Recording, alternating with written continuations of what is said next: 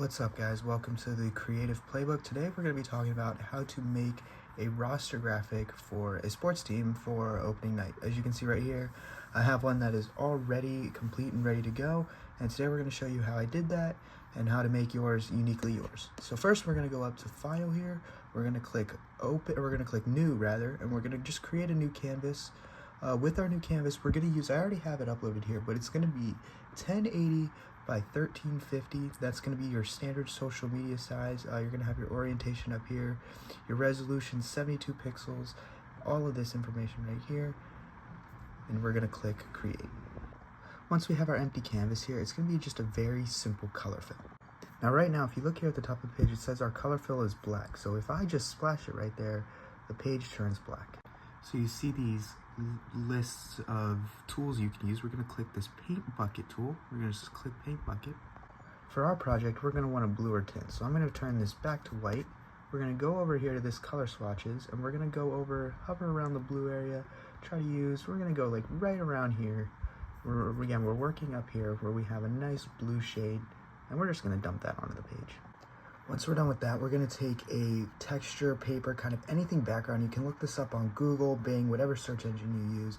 You'll be able to find any kind of project. For this instance, I'm just going to use one from one of my previous projects. But again, any of these are readily available for you on Google. Just look up texture background or anything like that. And we're just going to drag this, if I can. We're just going to drag that onto the page there, right there.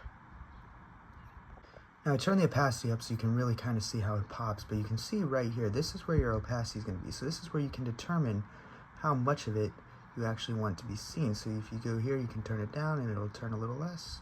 You can keep going, it's more, or you can have it all the way off. Typically, I like to have it around 50%. We're going to go just 51 just for the sake of it. I like to have it around 50% so it's a little visible, but it's not like taking up the whole page. Now what I like to do is I like to just kind of cut and paste some logos from Google Images. Obviously you want to use ones that are not licensed, but you're just going to take that and you're going to fill it onto the page. I like to put them at the top corner here and have one on each side. Now remember, it's very important that you have your layers organized, because if this layer is below this texture, it won't be seen. So you want to make sure that the logo is above the board texture and above the background, because if I drag it all the way down here, it won't be seen. So you want to make sure it's above the logo. After that, you're going to go right here, you're going to double click on this layer which has the logo, you're going to duplicate that layer, you're going to click OK, layer 1 copy, and there's going to be a copy that's right above the one you already had. You're just going to drag that to the other corner while you make sure it lines up.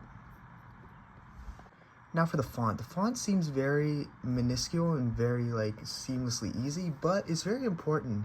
You want it to pop, and you want also people to be able to read it. If it pops too much, some of your audience may not be able to read it as well. If it pops too little, yeah, they might be able to read it, but it doesn't really, go out to them.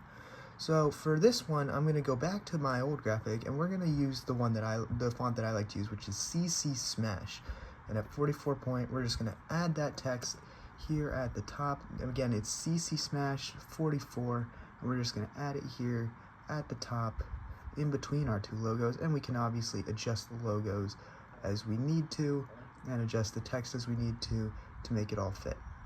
Now a very important tool here is called the auto select. That's in the top left corner here.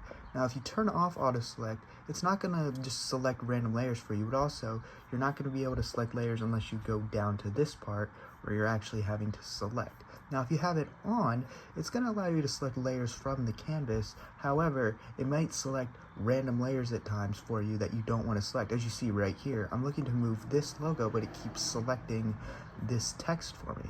You're going to want to keep it off of auto select if you want to really choose which layers you truly want to work with. This especially works when you're making calendars, when you're making anything that's really like high definition, high maintenance in Photoshop, has a lot of graphics, has a lot of text. You're going to want to turn off auto select so that you know what you're selecting instead of letting Photoshop do it for you. So the point for graphics like these is you want people to know what they're looking at. You don't just want people to, read it and assume that they're going to interpret it. You want to basically guide people through the graphic. As you can see here, I labeled in big letters here, don't mean to move this, I labeled in big letters here. You see the font at the top is at 60 for pictures, so that people know, hey, this list of players is pictures, and then they can go through. This is in smaller font, pretty simple format here. It's just name and college, and you're just going to want to have that in small, simple font. I'm keeping it in CC Smash for this exercise. You're just going to want to organize it in a way that people can read it perfectly. I'm going to insert this on the left side of the graphic. Now obviously there's a lot of empty space here. There's more to put, so you're going to want to put this outfielders graphic here, as I can select it right here. You're going to want to put that right up in here. You're going to want to keep that, and you use those purple lines for a reason. You want to use those purple lines to line it up and make sure that it's even and make sure that the graphic flows well. So as you can see here, we have pitchers on one side, outfielders, infielders, utility on the other side. Very free-flowing graphic, but there's still a lot of empty space that we want to add more to, and we have more to add with it. You know what else people want to know about a baseball team? They want to know the managers. They want to know the coaches. So what we're going to do is we're going to take our coaches and we're just going to insert a little text portion at the bottom. I save time here by just copying and pasting from the other graphic, but you're going to want to insert a text at the bottom here and just put a little stuff at the bottom. Now obviously, if anyone who's paid attention to baseball knows that the managers and coaches aren't the main show, but they're really nice to know about. So at the bottom here, I just put coaches, having the manager a distinction that they are the manager. You want to have that. That's very important because in baseball sometimes you can't really tell. So with that, you want to have a manager icon right there, and then after that you're able to free up some free space there, but there's still a little bit more. So what are we going to do with that? So here we have the team, we have the logo, we have pitchers, catchers, infielders, outfielders, utility, and managers. But people might be wondering, hey Nick, what year is this from? What day is this? Like, what does this mean? Okay, there's just, to them right now, it's names, numbers, and positions and a team. They're like, what is this for? What name? What year is it for? So what we're going to do is we're going to take a text box, we're going to put it here at the top, and we're just going to add a nice 2026 opening night roster to it. Now you're able to fill that space at the top. It's a nice, simple graphic that people can use to determine, hey, you know, is my son on this team? Is someone I know on this team? You know, who am I going to be rooting for in 2026? This is easy, very simple task, very simple to create a nice popping graphic that people are able to read legibly, understand, but also, you know, it keeps their attention.